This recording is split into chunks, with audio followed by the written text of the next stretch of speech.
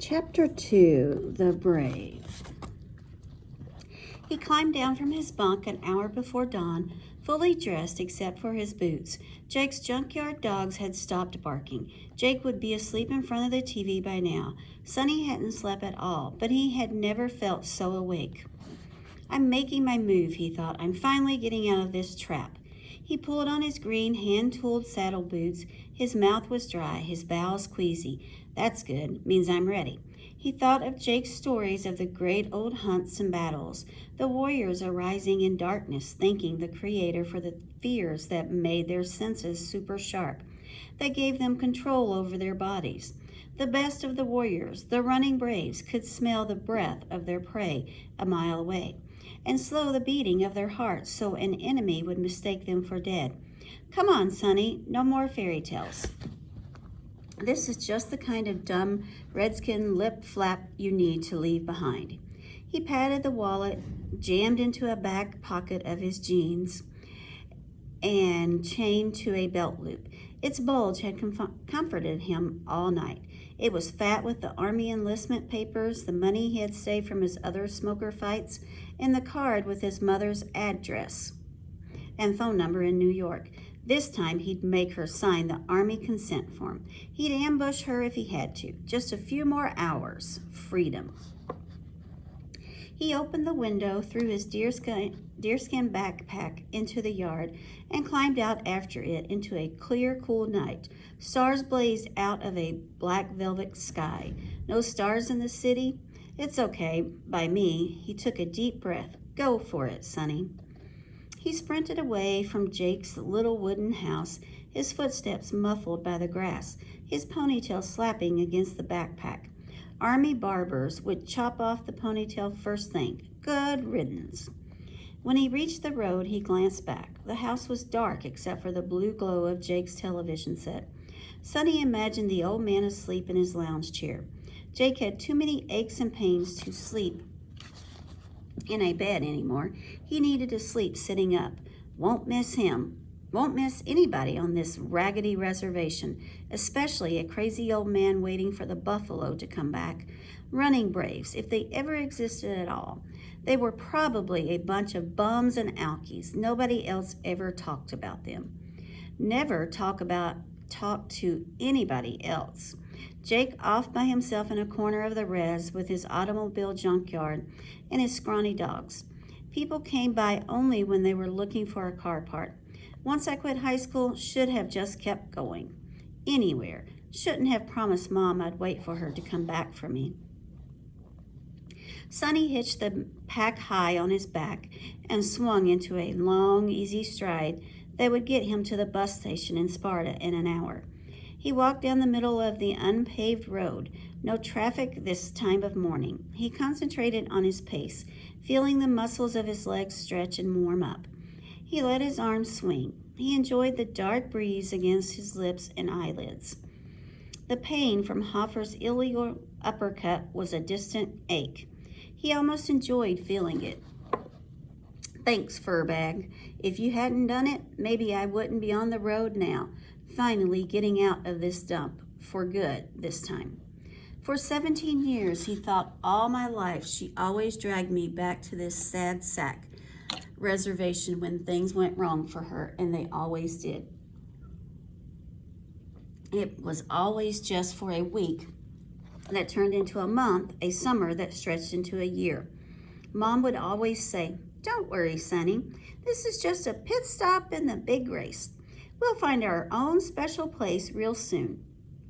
But first, I need to nourish my soul, touch the good earth, breathe the clean air, talk to the real people before we face the world again." The world always kicked us back to the res again.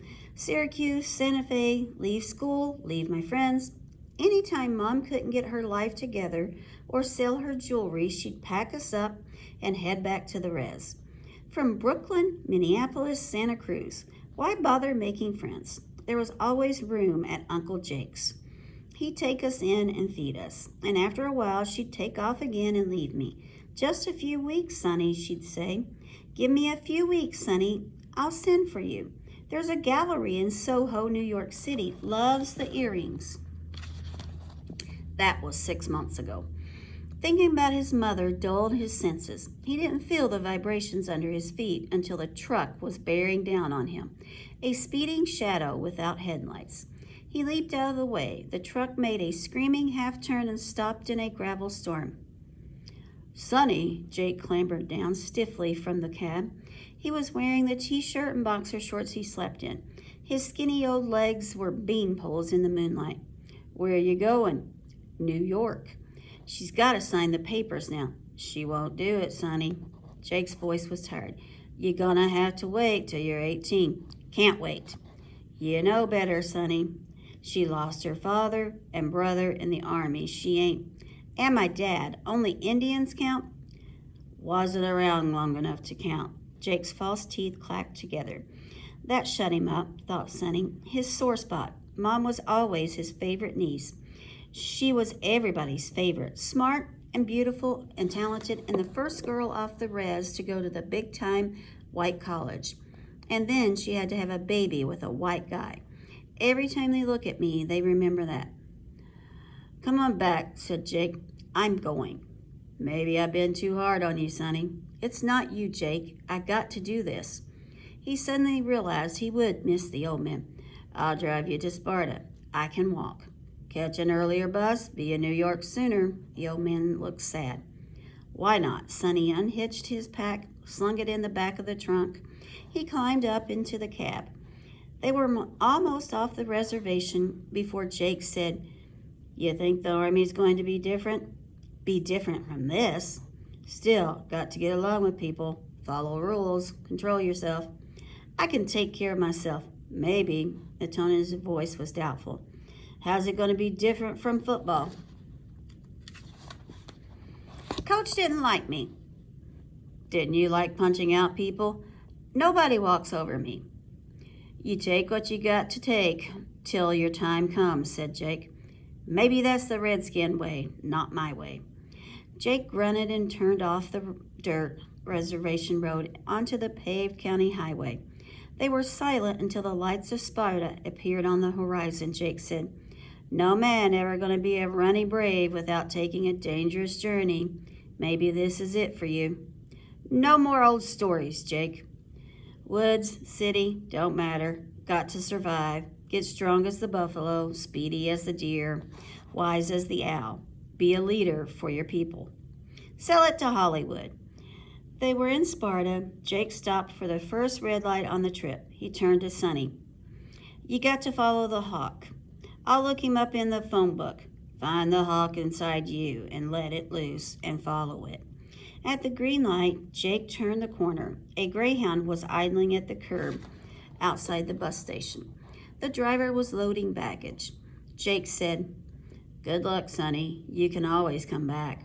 "Don't hold your breath." Sonny climbed out of the truck. "Thanks for the ride." By the time Sonny came out of the station with his ticket, Jake was gone. The driver looked him over, registering the beaded headband, the ponytail, the embroidered denim shirt. His voice was hard. "No booze on my bus." "Don't have any." "Then we'll have no problems, boy." He punched the ticket. The closer to the res, thought Sonny, the more they hate Indians. For the first hour or so, he knew no one would want to sit next to him. After that, everybody would want to sit next to an Indian, especially kids. He climbed into the darkened bus and took a window seat in the rear. He opened his backpack to get his headphones and cassette player. His sketchbook and the box of pencils and charcoals were near the top. He had packed them last, unsure if he really wanted to bring them along. Leave it, he had thought. It's the old scared Sonny trapped on the res, hiding in the back seats of junkyard cars, drawing birds and leaves, and sometimes even running braves. He had finally decided to bring the sketchbook, but throw it away when he got to the city. He didn't want to leave it for someone back there to find and say, "Chris and Zach Oman to sign out, please. Chris and Zach Oman, please come sign out." Look what goes on in that crazy half-breed brain. He slipped a Grateful Dead tape into the player. It had been his dad's favorite music in college when he'd met Mom. Sonny was asleep before the first tape ran out. And that is the end of chapter 2.